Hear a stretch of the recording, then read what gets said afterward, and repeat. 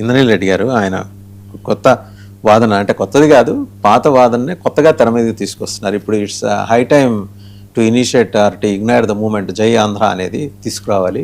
ఇలా అమరావతి పోలవరం అంటే అవి నీరస పడిపోయిన సార్, బేసికల్లీ నిజంగా ఆ కాంటెక్స్ట్ ఎలక్షన్స్ అనేవి రెఫరెండంగా తీసుకుంటారు.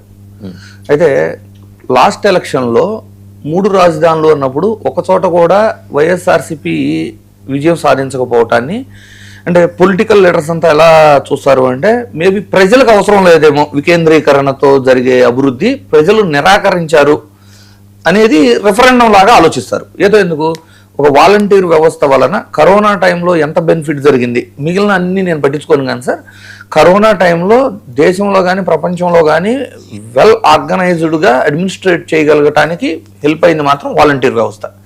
సో ఆ వాలంటీర్ వ్యవస్థ ఉండటం వల్లనే జగన్మోహన్ రెడ్డి ఓడిపోయారు అనే ధోరణి వచ్చిన తర్వాత వీళ్ళు ఏం చేశారు, ఆ వాలంటీర్లకు 10,000 జీతం ఇస్తామని చెప్పిన వాళ్ళు కూడా వాలంటీర్ వ్యవస్థనే రద్దు చేసేశారు.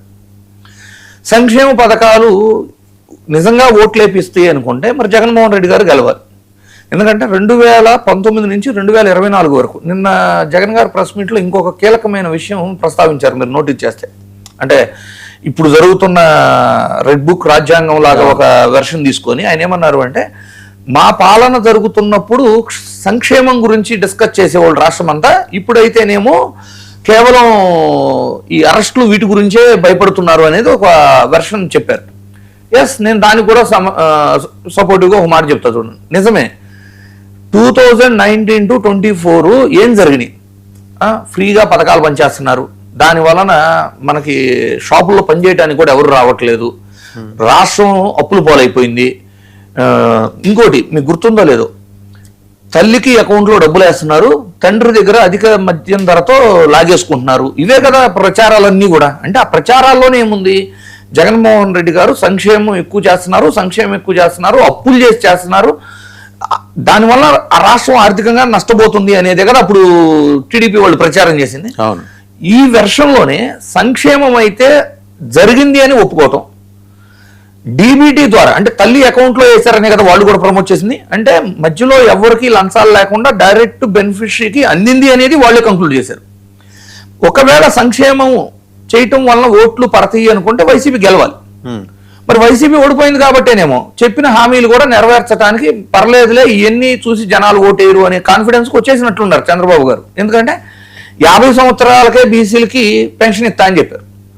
కనీసం 60 సంవత్సరాలు దాటిన వాళ్ళకి ఒక పెన్షన్ ఇలా 2 సంవత్సరాల్లో ఇప్పుడు స్టార్ట్ చేస్తామని చెబుతున్నారు. 2 సంవత్సరాలు అయిపోయింది వాళ్ళు అధికారంలోకి వచ్చి. చూసుకోవాలి కదా సార్, ఫైనాన్సెస్ చూసుకొని చేయాలి. ఇప్పుడు గవర్నమెంట్ వ్యవస్థ. నేనేమంటా అంటే సార్, పవన్ కళ్యాణ్ గారు ఒకవేళ సీఎం అయ్యారనుకున్నాం, లేదు విజయ్ గారే ఎరనుకున్నాం, అంటే రాజకీయంగా ప్రజలకు ఏదో చేయాలని ఒక స్పృహతో వచ్చేసి, కానీ ఇక్కడ అడ్మినిస్ట్రేషన్ ఎలా ఉంటుంది, ఫినాన్స్ ఎలా ఉంటుంది, ఎంత భారం ఉంటుంది, అంటే రెవెన్యూ ఎంత, మనకి ఖర్చులు ఎంత ఉంటాయి, శాలరీస్ ఇవన్నీ అర్థం అవడానికి ఒకసారి పరిపాలిస్తే కానీ తెలియదు అనుకున్నాం. కానీ చంద్రబాబు గారు అది కాదు కదా. చంద్రబాబు గారు 4వ టర్మ్ సీఎంగా ఉన్నారు. సో నువ్వు అధికారంలో రాకముందే స్టేట్ బడ్జెట్ ఎంత, రెవెన్యూ ఎంత, ఖర్చులు ఎంత, ఎంప్లాయీస్కి ఇచ్చే హామీలు ఫీజిబుల్ కాదా అనేది డెఫినెట్లీ. అంటే పవన్ కళ్యాణ్ గారు ఎందుకు కంపేర్ చేశాను అంటే, ఒకవేళ పవన్ కళ్యాణ్ గారు అలా చెప్పి సీఎం పీఠంలో కూర్చొని ఆయన చేయలేకపోతే వేరే విధం. జగన్మోహన్ రెడ్డి గారు మీరు అందాక అన్నారు, ప్రస్తావన చేశారు, రెడ్ బుక్ గురించి మాట్లాడారు, చూద్దాం. చంద్రబాబు నాయుడు గారి పరిపాలన వచ్చిన తర్వాత ఇవాళ ఏ ఇంట్లో అయినా కూడా చర్చ ఏ అంశాల మీద జరుగుతూ ఉన్నాయి అంటే, రెడ్ బుక్ రాజ్యాంగం, కస్టోడియల్ డెత్స్, చంపేసిన తర్వాత శవాన్ని మాయం చేయడం, ఇక్కడి నుంచి మొదలెడితే చంద్రబాబు చేసిన సూపర్ 6, సూపర్ 7ల మోసాలు, ఆయన చెప్తా ఉన్న అబద్ధాలు, ఆయన చేస్తూ ఉన్న టాపిక్ డైవర్షన్స్, వీటికి సంబంధించిన చర్చే ఈరోజు ప్రతి ఇంట్లో కూడా ఈరోజు జరుగుతూ ఉంది. సో అదండి, ఆయన మీరు అన్నారు కదా, దాని నిజంగా అలాంటి చర్చ జరుగుతుందండి రాష్ట్రంలో, అది ఈయన ఎగ్జాగరేట్ చేసి చెప్తున్నారు. అంటే గతంలో మాత్రం ప్రతిపక్షాలు ఎక్కువగా ఆరోపణలు చేసింది సంక్షేమం మీద, ఇప్పుడు ప్రతిపక్షంగా ఉన్న వైఎస్ఆర్సీపీ చేస్తున్నది ఈ రెడ్ బుక్ రాజ్యాంగం మీద. సో అదైతే వాస్తవమే కదా. నేనేమంటున్నానంటే జరిగిందా లేదా పక్కన పెడతాం. గతంలో ప్రతిపక్షంలో ఉన్న కూటమి సంక్షేమం ఎక్కువైంది, దానివల్ల రాష్ట్రం ఆర్థికంగా నష్టపోతుంది, డైరెక్ట్ బెనిఫిషియరీ అకౌంట్లో వేసేస్తున్నారు, ఓట్లు కొనుగోలు చేస్తున్నారు, తల్లి అకౌంట్లో వేసి తండ్రి బుడ్డి నుంచి లాక్కుంటున్నారని రకరకాల స్లోగన్స్ పెట్టి ప్రమోషన్ చేశారు. అంటే సంక్షేమం జరిగింది అని యాక్సెప్ట్ చేయటం. ఇప్పుడు ప్రతిపక్షంలో ఉన్న వైసీపీ ఏం చేస్తుంది, అక్రమ అరెస్టులు, లాకప్ డెత్తులు ఇవన్నీ జరుగుతున్నాయి అని ఇప్పుడు చేస్తుంది. సో నేనేమంటున్నాను అంటే సంక్షేమం వలన ఓట్లు పడలేదు అని అంటే సంక్షేమానికి ఓట్లు పడవు అని కంక్లూడ్ అయిపోయినట్లు కూటమి వాళ్ళు ఇచ్చిన హామీలు, అంటే 50 సంవత్సరాలకు బీసీలకి పెన్షన్ అవ్వచ్చు, లేదు ప్రతి మహిళకి ఆడబిడ్డ అనేది ప్రతి నెల 1500 ఇస్తాననే హామీ అవ్వచ్చు, నిరుద్యోగులకి 3000 నిరుద్యోగ భృతి ఇస్తాననేది అవ్వచ్చు, 20 లక్షల మందికి ఉద్యోగాలు ఇస్తానని అవ్వచ్చు. నేనేమంటున్నాను, ఇవన్నీ ఎందుకు గుర్తు చేస్తున్నానంటే మీకు ఓట్లు వేసింది వాటిని చూసే. సో ఫస్ట్ మీరు ఈ అరెస్టులు, ఈ బెదిరింపులు, లేదు అంటే ఒకరిని ఒకరు విమర్శించుకునే బదులు మీరిచ్చిన హామీల్లో ఎన్ని నెరవేర్చగలిగితే అన్ని నెరవేరిస్తే డెఫినెట్లీ ప్రజలు హర్షిస్తారు, ప్రజలు మీ వెనకుంటారు.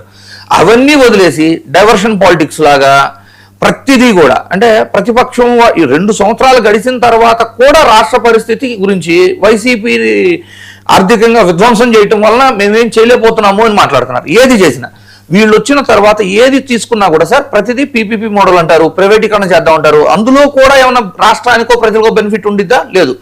దాన్ని రాయితీల రూపంలో వాళ్ళకి, అంటే కార్పొరేట్ కంపెనీలకే దోచి పెడుతున్నట్లు 99 పైసలకే మేము నా ఇష్టం వచ్చిన వాళ్ళకి ల్యాండ్లు ఇచ్చుకుంటానంటాం. ఇవన్నీ ప్రజలు చూస్తున్నారు సార్. మరీ ఆంధ్రప్రదేశ్ అంటే అక్షరాస్యత కూడా లేకుండా, టీవీలు చూడకుండా, సోషల్ మీడియా చూడకుండా, అసలు ఏ ఐడియా లేకుండా ఏదో పనులు చేసుకుని ఓట్లేసే బ్యాచ్ కాదు కదా. డెఫినెట్లీ రాజకీయ చైతన్యం ఎక్కువగా ఉన్న రాష్ట్రం ఆంధ్రప్రదేశ్. సో ఇవన్నీ నోటీస్ చేస్తానే ఉంటారు ఏం జరుగుతుంది అంటే.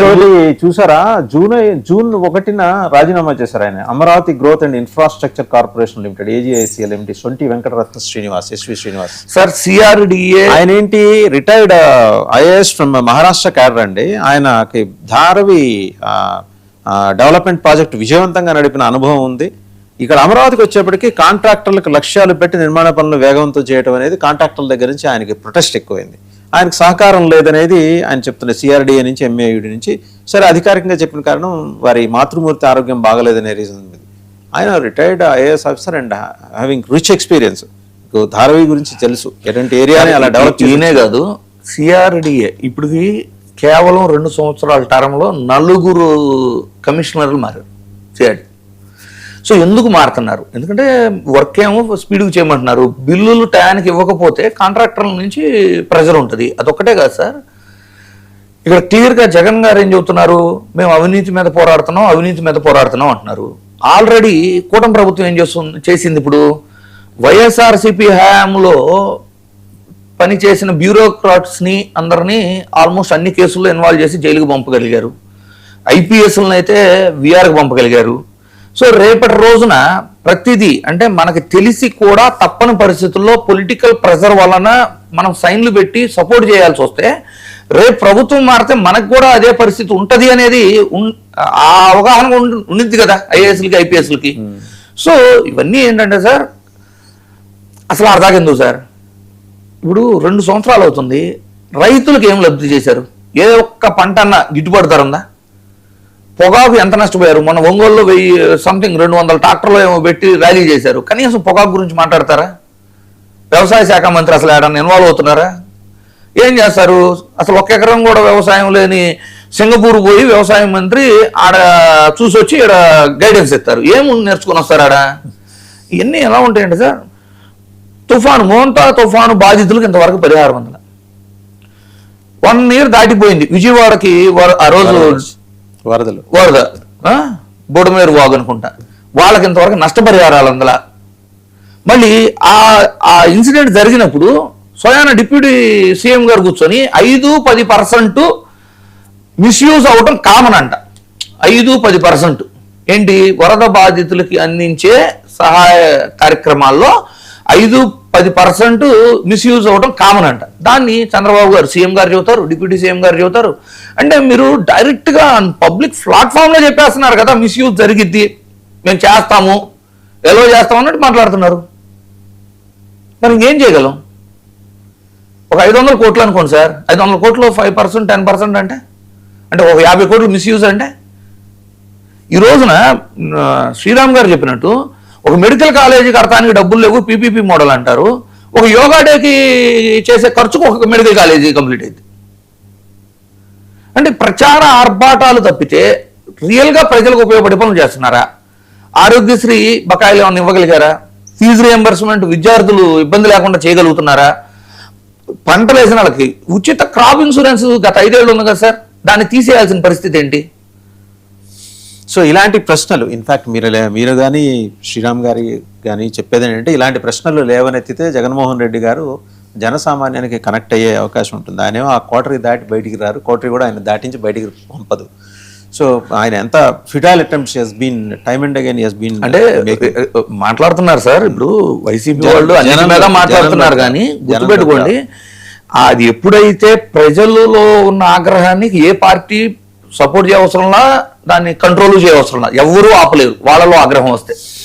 సో చూద్దాం, అమరావతి వర్సెస్ మావిగన్న లేకపోతే మావిగన్ వర్సెస్ అమరావతి అనేది ఎలాగో ఇట్స్ టైం టేకింగ్ ప్రాసెస్. ఇంకో 2 ఏళ్ళు ఉంది, it's too early. Jaganmohan Reddy గారు తొందరపడుతున్నారు. అండ్ చంద్రబాబు గారి రాజకీయ చతురత అనుభవం ముందర, ఆయన వేసే ఎత్తుగడల ముందర జగన్మోహన్ రెడ్డి గారు మరి ఆయన